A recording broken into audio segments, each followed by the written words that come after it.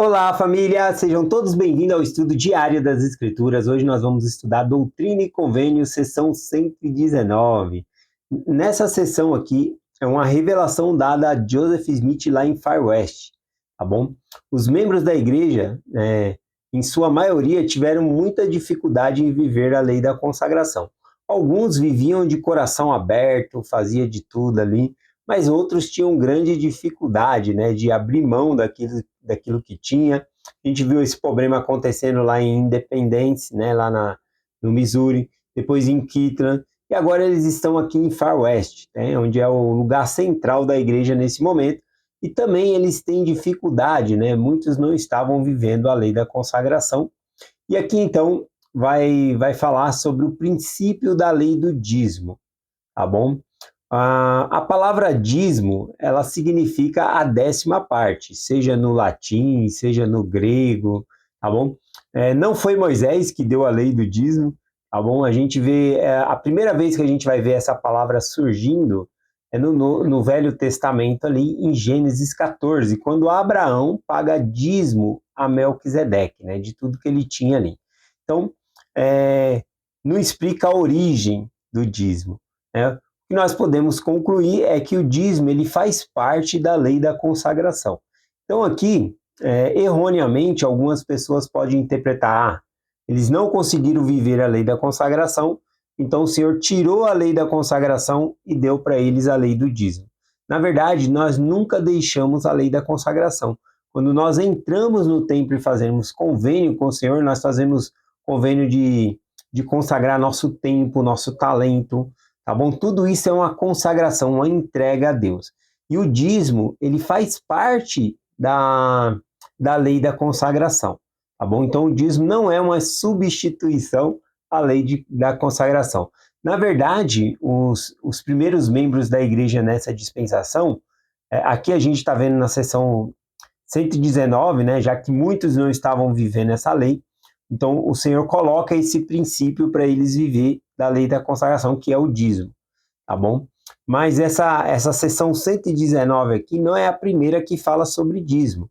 Já havia sido falado de dízimo lá na seção 64, versículo 23, na seção 85, 3, na seção 97, versículo 11.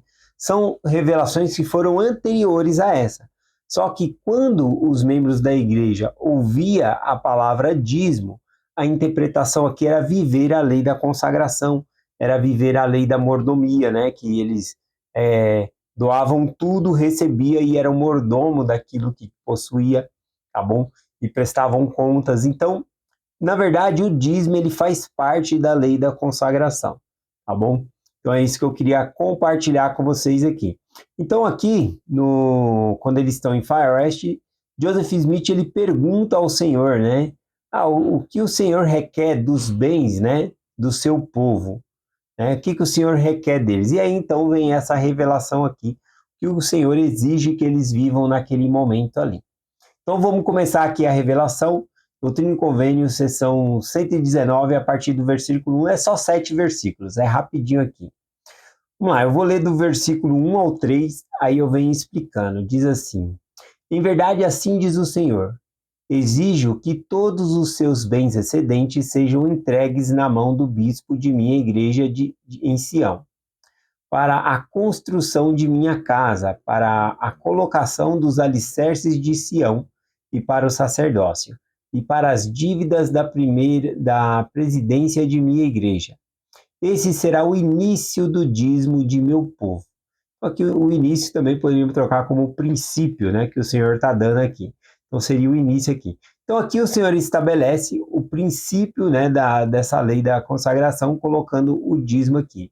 Os membros, antes, né, de dar o dízimo aqui, a palavra dízimo significa a 10ª parte, antes deles viver essa parte de entregar a 10ª parte do que tinham ali, primeiro o Senhor pede que eles entreguem os seus excedentes, tudo aquilo que eles não precisam, tudo aquilo que não é essencial, tá bom? Eles entregam ali ao bispo. Para quê? Para que todos possam viver em igualdade ali, no sentido de que não haja pobres em Sião. Então, aqueles que não tinham nada ia ser distribuído para que todos pudessem ter ali. E aí, então, a partir desse momento, eles iam viver aqui a parte do dízimo, a 10ª parte. Então, primeiro ele pede aqui que doe, né, os excedentes que eles tiverem aqui. Excedente, o que significa? Significa tudo que não é essencial para a sobrevivência ou ao bem-estar, tá bom? Então, isso que significa o excedente aqui. Tem um ditado popular que diz assim: a generosidade não é medida pelo quanto damos, mas pelo quanto nos resta, né? Então, às vezes, do sacrifício da pessoa ali, ela devolve o seu dízimo e aquilo é uma demonstração de fé pelo que ela ficou, tá bom? Em outras palavras, né, não é dar aquilo que está sobrando, é, propriamente dito, mas sim fazer uma oferta ao Senhor, consagrar, fazer uma oferta a Deus de uma maneira que ele possa aceitar, tá bom? Aqui a gente, claro, está falando sobre o dízimo, mas a lei do Senhor fala dos dízimos e das ofertas também, tá bom? Aqui então, continuando, a gente viu aqui que nesse versículos nós lemos, falou que o propósito, né, do recurso sagrado, do dízimo aqui, falou da construção do templo, né, falou também aqui da questão de fortalecer Sião, então é um termo amplo, né, como que o dízimo ele pode fortalecer Sião, uma vez que Sião também é os membros da igreja, uma vez que Sião é a comunidade, né, é a própria igreja, então é um termo bem amplo aqui, mas aqui o Senhor designa para que serve o dízimo, tá bom? Vamos aqui para o versículo 4 que diz assim: e depois disso, os que assim tiverem pagado o dízimo pagarão a 10ª parte de toda a sua renda anual. Isso será uma lei permanente para eles, para meu santo sacerdócio, diz o Senhor.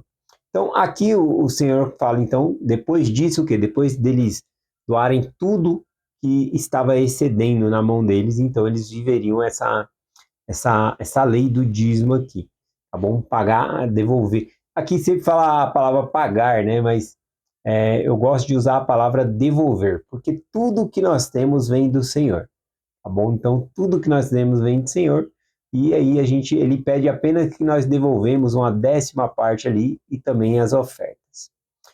O versículo 5 aqui diz assim: em verdade vos digo, acontecerá que todos os que se reunirem na terra de Sião darão seus bens excedentes como dízimo e observarão essa lei. Caso contrário, não serão considerados dignos de habitar entre vós. Então, aqui o Senhor fala que os habitantes de Sião, toda a igreja pagaria o dízimo, mas os habitantes de Sião, aqueles que quiserem viver em Sião, eles tinham que consagrar todos os seus bens primeiramente, tá bom? Para depois viver essa lei aqui do dízimo. Depois disso, eles iriam viver a lei do dízimo aqui, conforme escrita aqui, tá bom? Então, aqui, o dízimo, né, ele torna-se uma lei permanente em Sião, ela não muda, tá bom? E Sião aqui, conforme é o puro de coração. E a generosidade é uma marca do puro de coração, tá bom? Aquele que contribui. Aqui também a gente vê que quem se recusa a obedecer, né, esse mandamento, ele não pode pertencer a Sião, ele não vai poder. Aqui não significa uma exclusão, que o Senhor está excluindo a pessoa, né? Aqui, na verdade, são é uma demonstração da fé, tá bom? A pessoa demonstrando a sua fé, devolvendo o dízimo, demonstra a fé dela que ela pode habitar ali em Sião. Vamos lá para o versículo 6 e o versículo 7, para finalizar aqui. Diz aqui: digo-vos, se meu povo não observar essa lei para santificá-la, aqui é interessante, né, que ele coloca a lei do dízimo como uma lei de santificação. A lei do dízimo, ele santifica a gente, santifica o nosso coração também. Essa lei santificará a terra de Sião para mim, a fim de que nela sejam guardados os meus estatutos, os meus juízos, para que sejam santíssima. Eis que em verdade vos digo, ela não será para vós uma terra de Sião. Ou seja, se eles não forem fiéis, aquela não será a terra de Sião para eles. Não vai ser um lugar bom. tá bom? Inclusive, né, a promessa para aquela terra continuar a ser Sião, eles tinham que devolver, fazer convênio com Deus e devolver o dízimo. Mas conforme nós vemos, eles tiveram dificuldade em todos os outros lugares que eles passaram, de viver essa lei da consagração.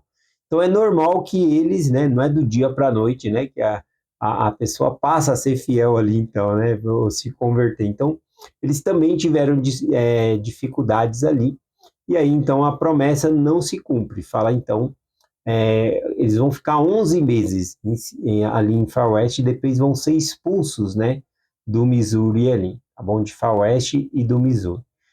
Acredito eu que se eles tivessem sido fiel ao mandamento aqui, não digo que todos, né, não estavam guardando a lei, mas se todos fossem fiéis, isso não teria acontecido, cumprindo assim a palavra do Senhor aqui, que eles não seriam expulsos.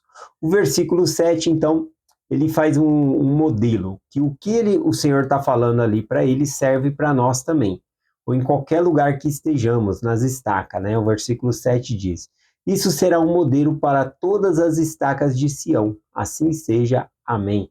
Então, um modelo para todos nós, tá bom? Esse padrão que o Senhor estabeleceu. Então, se onde eu moro eu não devolvo o dízimo, a minha estaca não é uma Sião para mim, tá bom? Eu não vou prosperar, não vai ser uma Sião para mim. É nesse aspecto aqui. Vou finalizar aqui. Tem aqui Lucas capítulo 16, versículo 10, o próprio Salvador Jesus Cristo diz: quem é fiel no mínimo, também é fiel no muito. Quem é injusto no mínimo, também é injusto no muito. Tá bom? Então, como eles tiveram dificuldade de guardar uma lei, né, que era maior no sentido da consagração, também eles tiveram, né, dificuldade de guardar quando era a lei do dízimo aqui, tá bom? Então o Senhor ensina, quem é fiel no pouco vai ser fiel no muito, tá bom? Então tem gente que pensa, se eu ganhasse mais dinheiro eu pagava o dízimo, né, porque não ia fazer falta. Não, está errado. Se a gente não é fiel no mínimo, a gente não vai ser fiel no muito também, tá bom? É isso que nós podemos aprender aqui em Lucas 16, versículo 10. Vou finalizar aqui com uma história que eu gosto muito, falando sobre dízimo, né? São sobre dois missionários, né? Compartilhando o evangelho, e eles estavam compartilhando com uma família que era uma família grande, mas morava apenas em um barraco, né? Então era colchão para todo lado ali. E eles ensinaram aquela mensagem e ficou evidente que logo na primeira mensagem que aquela família iria se batizar. Eles iriam se batizar, porque eles eram muito humildes, gostaram muito da mensagem, já perguntaram, já se propuseram aí na igreja, todas as coisas ali. Então ficou muito evidente, né, que eles queriam ser batizados ali logo na primeira visita. E aí então eles deixaram a mensagem. E depois que saíram dali, os dois missionários foram conversando e um deles, né, pegou e falou: "Olha, eu acho que a gente não deve ensinar a lei do dízimo para eles, né? Porque eles não têm muito para si mesmo, né? Como é que eles vão pagar o dízimo?" E aí o outro missionário: "Nossa, o seu pensamento é completamente oposto do meu. Eu estou ansioso para compartilhar a lei do dízimo para eles, que é justamente o que eles precisam. A lei do dízimo vai fazer eles prosperarem, né? Quando nós devolvemos o dízimo, nós podemos contar com as bênçãos de Deus na nossa vida. Então, é disso que se trata, né? A lei do dízimo também, de receber o favor de Deus, as bênçãos de Deus em nossa vida, tá bom? Então, é esta mensagem que nós compartilhamos. Tem uma experiência, né, que eu gosto bastante também, que aconteceu na minha estaca, de uma irmã compartilhando, né, que ela tem a mãe dela, e a mãe dela é aposentada, não sabe como vive com aquela aposentadoria, que compra remédio, e ela vai lá, né, para ajudar a mãe dela nas compras, tudo, e o dia ela foi lá fazer a compra com a mãe dela, tudo, e quando ela foi pôr no armário, não tinha lugar onde pôr, tava tudo tão apertadinho, né, e ali naquele momento os olhos dela foram abertos para Malaquias, né, capítulo 3 ali, versículo de 8 a 10, que fala que Deus abrirá a janela dos céus de tal maneira que não tenha lugar para recolher. E aí ela viu essa lei do dízimo de uma maneira diferente. Ela falou: nossa, minha mãe é dizimista, né, ganha só esse salário aqui, e olha só, eu não consigo pôr o mantimento. tem tanta coisa que ela não pode recolher no armário dela, né? E eu tenho que ficar colocando o outro mais no fundo para ela usar o primeiro para não perder a data. E aí, a partir daquele momento, ela começou a prestar atenção, né? Que ela também na casa dela, no guarda-roupa dela, ela percebeu que ela precisava de mais um guarda-roupa, ou seja, ela tinha tanta bênção que nem cabia dentro do guarda-roupa dela. E assim é com a gente, só que às vezes a gente está com os olhos vendados, né? Às vezes a pessoa mudou para uma casa maior, por quê? Porque a família aumentou. Então nós temos tantas bênçãos, tá bom? De modo que não há lugar para recolher. Então a pessoa que tinha uma moto, agora tem um filho, tem que ter um carro. Então veja que a bênção, são tantas bênçãos que a gente precisa aumentar o nosso celeiro, né? Para conter tantas bênçãos aí, tá bom? Então é essa mensagem que nós compartilhamos em nome de Jesus Cristo. Amém. Até amanhã.